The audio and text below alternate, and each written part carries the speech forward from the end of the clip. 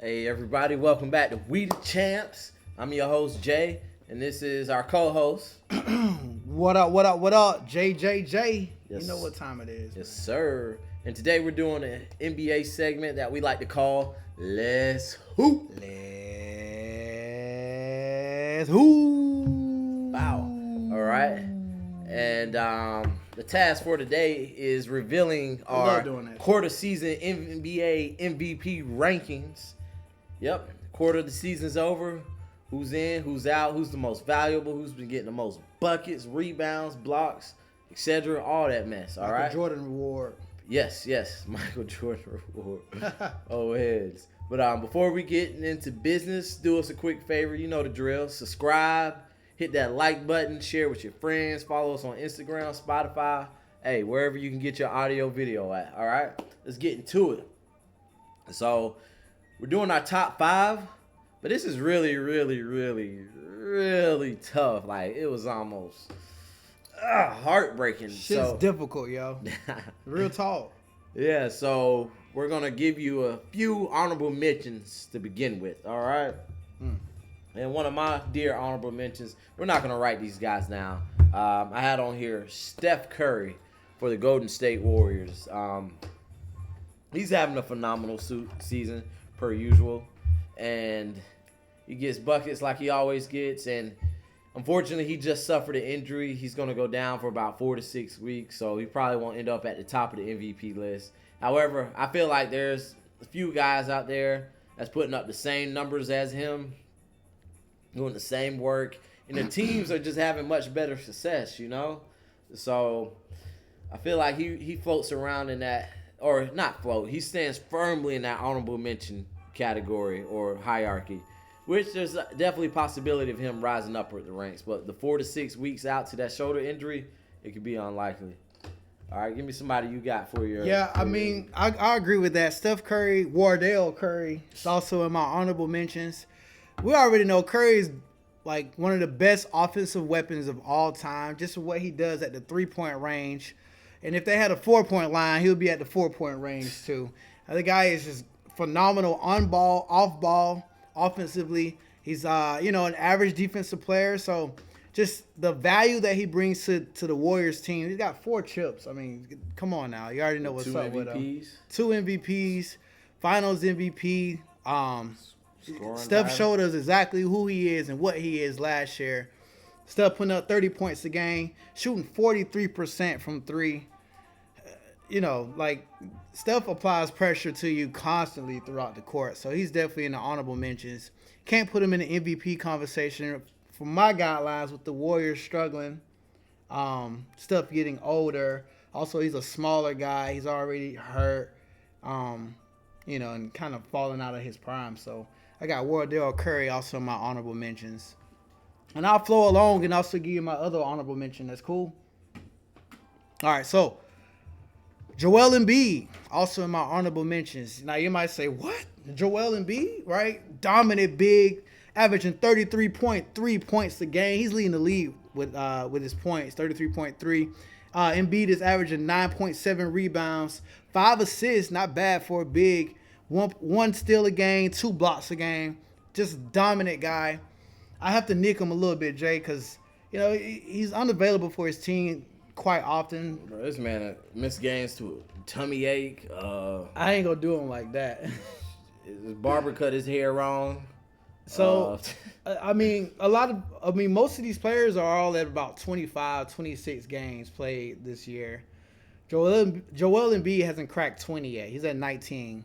Also got to nick him for 4 turnovers. Teams are double teaming him. He's got to find the soft spots in the defense. But he's just dominant, bro. He's dominant. But availability is how do you say it? Availability is the best ability is availability. There you go. Thank you, bro. I'm struggling with that shit. So yeah, Joel Embiid, my honorable mentions. Wardell Curry, my honorable mentions. I mean, it's 10 players who are playing at the MVP level, Jay. So you know what time it is. What else you got? Honorable mentions. Honorable mention. I got the Flying Tank and Zion Williamson. Is that a new nickname? Is that a nickname off the spot? Yes, that's off real. You know I freestyle. You know I get wild. You know I bust it down when I come around town. Oh, but right. Zion Williamson, the flying tank, as I like to call him, he's been ridiculous. He's been really good this season. His offensive numbers have been really similar to his rookie season. They're averaging about 60% true shooting, 25 points per game. He's at 7 rebounds, 4 assists, and he's leading the charge in his Pelicans team. Earlier this week, they were number 1 in the Western Conference rankings. Now they're sitting at a half a game, 1 game behind the Memphis Grizzlies. And he's the best player on one of the best teams right now. And who's to say, like, bro, I don't know about you, man, but I'm really excited. No, it's just the quarter season, but I'm so excited to see what this postseason brings us, or how these teams are shaping out coming into the postseason charge. But yeah, Zion Williamson, he's a guy that gets it done. And one thing he's been nicked for in previous seasons is his availability, as we said before. And what's he missed, about 5 to 6 games? How many games has Zion Williamson? Zion's played 23 games. 23 games. It's not bad. He's missed out about of a 5 possible about 30.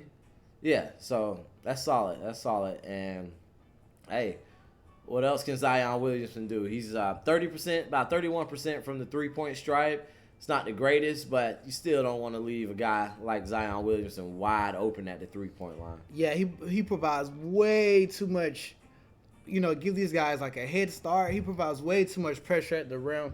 Zion's shooting 60% from the field, bro. That's just crazy. All right. And rolling into my final honorable mention, I have several more, but I got to give Shai Gilgeous-Alexander some credit. He's been a solid player. More so the best player on OKC's team, and his numbers this year are phenomenal. It's like this man meditated for a week straight and found that inner source being to be a badass player. I ain't never heard that before. it's like he was meditating, bro. He saw the light and was like, God damn, boy, that's where I need to go. But yeah, he's averaging like 30 right now. Just consistent, getting it done on both sides of the court. Both sides. You don't want to be in front of this man, and you don't want this man to be in front of you when you have the ball. It's just phenomenal. And his finishing at the rim, he's upwards towards 70%. In the restricted area. In the restricted area. So his finishing at the rim in the restricted area is on par with all pro level bigs. I mean, we're talking to Giannis's, Zion's, freaking Embiid's. It's ridiculous, man. And I gotta say, I didn't see him accelerating and ascending to this level so soon. Or let me not say so soon. I didn't really see it at all. But he's tough, and he's a point guard getting it done like that. Yes, a 6'6" guard. I mean, Shai's been had the talent when he was with the Clippers. They traded him off because, they're in a win-now situation. And then he battled a lot of injuries. And so now we're seeing maturity and the talent just be put together, and the keys given to him for OKC. Another great stat for Shai, just real quick, 93% at the free throw line, bro. So you foul him, that's points. You foul him, that's points. So yeah. Want to get into it? All right, let's get into it. Let's Jay, get into it. You set it off with your number 5. All right. Well, first, let me say the criteria for me and Jay are pretty much the same. Availability, team success, offense and defense contribution. What else am I missing? I didn't say offense and defense contribution. Oh, for me then. All right. Offense, defense, and how much you matter to your team. How much do you matter to your team? Are you a must-see, highlight reel? What is your team without you? And, you know what I'm saying? Roll into number 5. This team is successful right now. They're sitting at number 2 in the West. This guy is a highlight reel. They can't do anything without him. He came into the league and took it by storm with all his talent. I'm talking about the Ja Morant. I could be an NBA announcer, right? Ja Morant. What number Ja Morant is? 2? Number 12. 12, that's right. Thank you, bro. Is it? It's 12. Okay. Ja Morant coming in. This guy has the quickest first step in the game, all right? First steps like AI. First steps like Derrick Rose in his prime. Ja Morant applies way too much pressure at the rim to be a 6'1", 180. Well, he's probably 6'2", 180 pound guy, Jay. All right. 180 pounds. He's about 160. I ain't gonna do him like that. He's about 180, maybe 175. I'll do that to him. But applying pressure at the rim constantly, pick and roll maestro. Able to get his teammates open just because he's got a deadly floater. He can finish above the rim. He can finish crafty. His 3-point percentage has gone up, so he's working on himself in the offseason. And what I like about him is his late game heroics. Yeah. He gets it done. My favorite play of John Morant is when he's driving, he's going for the rim, he's coming here, he switches hands and goes around. Oh, you could say he's like kisses the backboard. You could say he's like a point guard version of Zion. It's like with that leaping ability. These guys are like floaters. You feel me? John Morant's just a highlight reel. You just got to see him. And team success, the Grizzlies don't have much over there, bro. They got Desmond Bane. Did they lose anybody in the offseason? They lost guys like Vanderbilt. He's with the Timberwolves now. Kyle Anderson. He's with the Spurs now. No, I don't know where. No, Kyle Anderson's with the Jazz. But, a couple of small pieces. But without John Morant, the Grizzlies would be nothing, dude. No, man. They played better last season. All right, so they played. Explain why they played better with him hurt. They played better. I mean, it's a system, so right? You can't say they wouldn't be nothing. It's a system, though. But you can't say they wouldn't be nothing. But they're better with John Morant, yes or no? Yes. All right, cool. It's a system, or though. Are they? They are. They're better with John Morant because it's a system. It's a system, but John Morant is a system. When he's out there, when you got the guy that you worry about, John Morant is it. 27 a game, 8 assists a game, just phenomenal player. I got him at number 5, MVP, bro. He just has the narrative on his side too. Okay. That's a good pick. But as far as like for the future, I don't think this is his year. Not knocking your pick at all. All right, and at my number 5, we're going with somebody a lot of people wrote off, including myself last season. Wrote off? And that's KD, a.k.a. Kevin Durant. What can I say about this man? He's a beast, man. Walking bucket. And it's like you put the ball in his hands and you know KD is going to do something with it. Walking bucket. There's like a 50-60% chance that ball is going to go into the net. He can shoot over you. He can get to the basket. He can shoot from all levels of the court. Hey, Durant's the man. Averaging 30 points a game right now on a Brooklyn team. We definitely rode off at the beginning of the season. I know I do. Not a few people had hope. They're like, all right, there's talent on this team. Chris Broussard. Bro, I know he loves him so much. But there's talent on the team. You got KD, Kyrie, Ben Simmons. Y'all can make... Why y'all got to be like acting weird all the time? Especially Kyrie, why the hell you act weird all the time? Don't do that, bro. I ain't gonna let you do Kyrie like that. Why, man? I'm a fan. Anyways, however, but it's good to see this though. Durant being efficient, and with the talent I spoke of being on that team, Kevin Durant's the driving force. This Brooklyn Nets team wouldn't have a slick of a chance of being 4th in the East right now if it wasn't for KD. Getting it done on both sides of the court, help defense, shoot, on-ball defense. You don't want to be locked up by KD. That's the problem right there. And this one is actually coming from Jay, but I'm going to go ahead and say it. Hey, those blocks. He gets it done on those blocks, like Jay had mentioned before to me, before the show. But, yeah, it's big time right here. And I feel like there's a lot of potential, or not a lot, there's a bit of potential for the Brooklyn Nets to really do something this season. And with KD being one of the old heads in the league, playing at this consistent high level, another quote of Jay's, it's quite fascinating to see him here. And that's why he is my number 5 in my MVP quarter season rankings. All right. Should I roll into number 4? Or you want to... Let me take it away. Ahead. All right, I'm going to roll into number 4 right here. Batman has his villain, and his villain likes to tell a lot of jokes. We're going to roll with the Joker. Oh, shit. I ain't even... That was sick. At number 4 right here, Nikola Jokic. Now, I feel like the only chance Nikola Jokic has of getting the NBA Michael Jordan award For you old heads. is if he puts up stupid, staggering numbers to the point it's like, okay, there's no way. But we all know that's not going to happen with the return of Michael Porter Jr. and Jamal Murray on his team. So some folks like to say he's just chilling or whatever. But really, all I see is a man taking a little quick water break. Instead of chugging water, he's taking a little swig. My boy's still averaging 24 a game, 9 assists, and 10 rebounds. He's still a walking triple-double after getting 2 of his sidekicks stars back on his team. And they're sitting at 3rd in the Western Conference right now. And who knows what this team can do in the playoffs. I know what they're capable of. They can do a whole lot. And Nikola Jokic, I mean, he's scoring officially in the paint. I believe he's shooting at a 62% clip and true field goal percentage. He's making his players getting involved. He's involving his teammates, averaging 9 assists, getting on the boards, 10 rebounds. He slowed down, but this man is only taking pit stops. I wouldn't even use the word slow down for Jokic.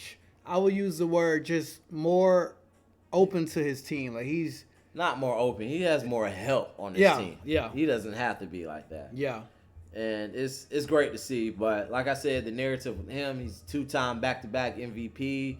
It's not going to go to him, but he is sitting at number 4 in my NBA MVP rankings. What you got, Jay? I want to say that I think narrative has a part, to do with the MVP. I mean, Westbrook and players like Derrick Rose. But Westbrook was the MVP. He was great, but I mean, the triple doubles pushed him up over. But he carried his team into the playoffs that season. But was he the most valuable? Yes, he was. I mean, you got people like LeBron, Giannis was going in, KD, Curry. Westbrook was the most valuable player that season. Even Skip Bayless gives it to him. Come on now. That's narrative though. But the triple double was a narrative. That's what I'm saying. But that's the MVP. That's the MVP award. It's part narrative too. All right, that's what I'm. That's the point I'm saying. Narrative. Like people said before, if that's the case, LeBron would. Exactly. All right, so we saying the same thing, bro. But you taking away from Westbrook. No, I'm not. You're taking a little bit away. How? I mean, the narrative was a part of the reason he won MVP, right? Right. All right, we agreeing there. A triple-double machine, balling out, putting it out every night, dragging his team to the playoffs. Yeah, he deserves that MVP. Is that what you want me to say? That's all. I never say he didn't deserve it. Come on, man. The point I was saying is narrative has a part of it, which is why I can't really put Jokic into my. It's cool. My top list, but I mean he's shooting 63% from the field. That's phenomenal. 70% true shooting, bro. So Jokic is a great pick for you, even though he took about a 2-3 point difference from last year. So all right, rolling to your number 4. Shout out to Jokic. Hey, stop rushing me, bro. Hey man, I'm trying to goddamn speak about Jokic because I feel bad for disrespecting him, bro. Because you don't even got him in the top 5, I don't, bro. Come on, man. I just spoke Get off about my it. dude, bro. Get on your dude, bro. Come on now. Move on. Rolling in at number 4 is another European player stepped up on the scene, took the lead by storm, just like Jokic. But his name is Luka Doncic. Chich. The Chiches. Those boys shitting on the league, all right? I got Luka Doncic. Now, y'all may be disappointed in me. I know you are for having this guy ranked at number 4. But first, let me heap some praise for Luka Doncic. 5th season with the Mavericks. This year, he's averaging 33 points a game, second in the league behind Embiid. Goodness. 50% from the field, 60% true shooting. Luka Doncic is averaging 8 rebounds, 9 assists, 2 steals a game, 14 double-doubles, 6 triple-doubles in the league. I'm pretty sure he's leading the league in triple-doubles. Luka Don does it all right? Luka Don is arguably the most used player this year. Talk about someone who can get it done, who's the best half-court offensive player in the entire league. This guy has all 3 levels. He can shoot the 3. Step back 3 is deadly. He's got the post in the mid-range. He punishes smaller guards, and he's too quick for bigs. And they last up. I mean, this guy's just too creative with the ball. You can hear it all around the league. But I only got him 4th for This is the team success portion that I have. The Dallas Mavericks are only at 500, and I think with a player Luka caliber, they got to be better, bro. They got to be around the top 3, top 4 teams in the Western Conference. And I think Luka's in a growing period where he has to learn to trust his teammates more. He's got to learn to, play a little off ball, trust Tim Hardaway with it, trust Spencer Dinwiddie with it, give the ball to Christian Wood. The Dallas Mavericks alone have to do better at getting him pieces, but Luka's still a phenomenal player. He's fun to watch, fun to see him in the playoffs. I'm nitpicking, bro, but the guys that I have above him, I just think are more valuable as far as what they do for the team and team success. But Luka Don, MVP, number 4. You got to put him over Ja Morant. I like him. All right. Let me move on. I'm at number 7. To my number 3. My list is more correct. My more correct number 3. Number 3. I got this freak of nature, the Greek freak. What? At 3? Giannis Antetokounmpo. I like to call him Giannis. When he turns up, I like to say, hey, there goes Giannis. Number 3? Number 3. Giannis, what? Hey. I don't know what you got. Freaking running gazelle, the Greek freak, averaging 31 a game right now. He's getting it done. He's getting his teammates involved. He crashes the paint, shoots it out on an average of 5.3 assists a game. And I believe he's around 2nd, 3rd in the league in rebounds at the moment, averaging 11 points a game, 11 rebounds, with the 53% field goal shooting percentage. And Giannis is a beast, man. Giannis a beast. I think the Celtics are the best team in the East right now until proven otherwise by the Bucks. But, hey, we got to give the Bucks the hand. They're 0.5 games behind them, 1 game behind them. Let me look at this for a second. 1.5, bro. 1.5 games behind the Celtics. So there's not too much there. Do you know what their head-to-head is this season? Head-to-head? What do you mean? When they play together. You know what that's looking like? If not, it's cool. But, yeah, no. Giannis, 2-time MVP, Defensive Player of the Year award guy. He's amazing. The best player in this league. However, I'm not about to give him the MVP of the quarter season mark at this moment. Now, there's definitely potential, a lot of potential for Giannis to walk away with his 3rd MVP trophy at the end of the year. What else could I say about Giannis, man? The swats, the momentum dunks, the charge on the fast breaks. If they're not getting it done on the half court ball, hey, they get the rebound. Get that thing to Giannis. He gonna gallop 2-step. Giannis don't run. Giannis gallops. Giannis gallops. He bro. gallops. And all the old heads say he like to run, jump, and dunk. Moon, specifically, this man was like, I can't stand Giannis. That's one of my jiu-jitsu homies. Shout out to Moon. I'm like, you can't stand Giannis? He's like, he's just big and he jumps and dunks. He's just too good. Bullies everybody. He's just too and I'm great. like, how you feel about Shaq, man? He said, I feel the same way about Shaq. Wow. I'm really? like, damn, I guess you gotta respect that. But Giannis, you come in at number 3, and in a few moments here, I'm gonna explain why I have you at number 3, even though you're the best player in this league. Jay, what you got at number 3? Coming in at number 3 is that man KD. Kevin Durant. Kevin Durantula. Number 3, really? Easy money sniper. Kevin Durant is the most walketest, bucketest, ever, all right? KD brings so much value to any team in the league. All right, for one, it's great to have a guy who can just get a bucket anytime you want. KD can shoot over the top of the defense no matter what you throw at him, no matter what you do at him. Best one-on-one player. He can shoot over you, transition, pull up. He can get to the mid-range. He's got a post. And if you want to shoot up on him and try to cut him off at the 3 or half court, he got the handle to get to the rim, all right? KD, you foul him. He goes to the free throw line. Swish, all right? KD brings value to the defensive end. 12-time All-Star, 2 championships, 1 MVP, 1 Finals MVP, 2 Finals MVPs, I'm sorry. I don't know what else to say. He's averaging 30 this year. He's leading the Brooklyn Nets on this, incredible run they have right now after I don't know how their season started. I don't know what to tell you about that. KD's averaging 2 blocks a game. He's got 6 assists a game, 7 rebounds. He just does a lot for this team, bro. KD has a lot of fans. He's a must-see. I mean, people probably, I'm pretty sure people go to games just to see Kevin Durant. You know what I'm saying? He's just the art he has, the love and the appreciation of basketball. It'd be nice to see KD win another MVP. And what? It would be. I want to see KD win another MVP. I mean, just imagine if Brooklyn gets to the top of the East. Well, you kind of like a KD-ish fanish. I am? Yeah, you are. I'll take it. You are. I ain't got no shame in that. But I mean, I did KD too, but like for you specifically, you're like Kevin Durant. I mean, he's just a monster, bro. And I give credit because we seen how we wrote Brooklyn off, but the only player that was hooping, playing the best basketball when Kyrie was doing Kyrie things, and Ben Simmons was doing Ben Simmons things, and Steve Nash was getting fired. Kevin Durant was the most consistent player. Was like, I don't want us to eat brown rice. Stop it. Kevin Durant was the best player, bro. So that's against my beliefs. I cannot eat brown rice. Stop it, bro. In the first quarter MVP rewards, I got to give KD the nod. Over Luka, over John Morant.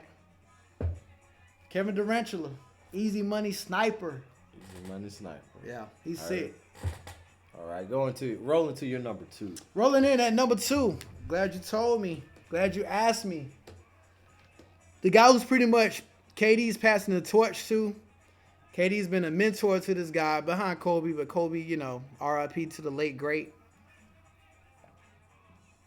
Jason Tatum. All right, y'all. My handwriting is definitely better than Jay's. I mean, it's hard to write like this, bro, but no, it ain't. We've seen Jalen handwriting.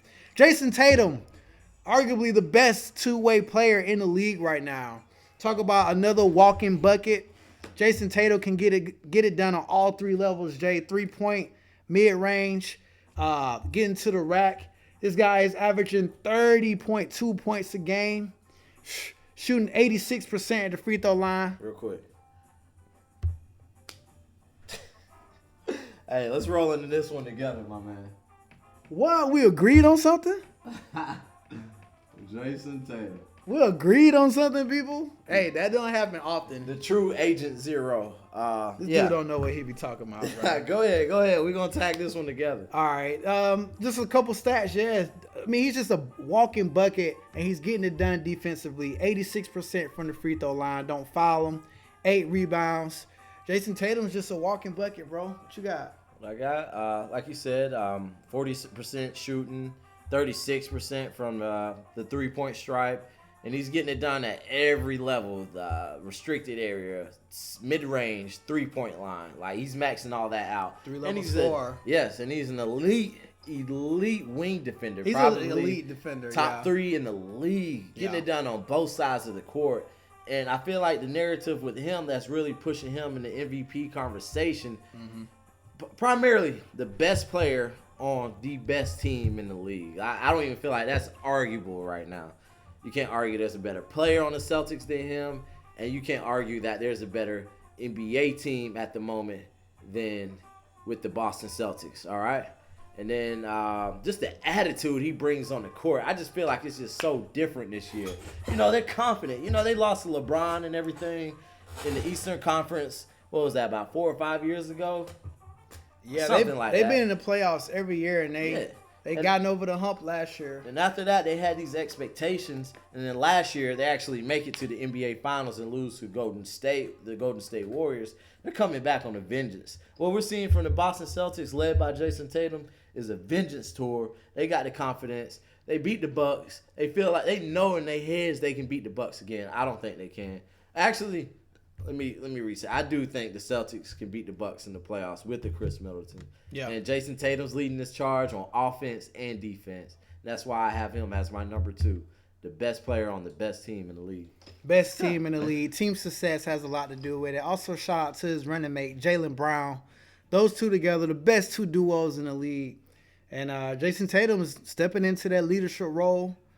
I love what he's doing, Jay. So I respect that you got him at number 2.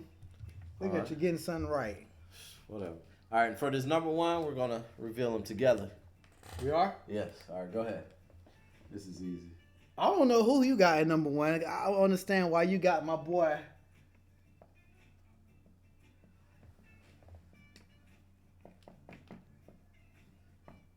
Luka. Oh, you got Luka. Yes, sir.